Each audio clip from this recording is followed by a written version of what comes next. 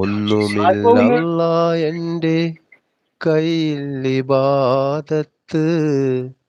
എന്ത് ഞാൻ ചെയ്യും റബ്ബേ, ചതിച്ചെന്നെ ഇബ്ലീസ്. ഓർക്കുവാൻ വയ്യ റഹീമേ നിന്റെ അദാബ്. ഈ തൗബ സ്വീകരിച്ച് എന്നെ നീ നന്നാക്ക്. ജഹന്നമിൻ വിറകാക്കല്ലേ അല്ലാ. പാപിയെ കരകേറ്റിടണേ നാദാ.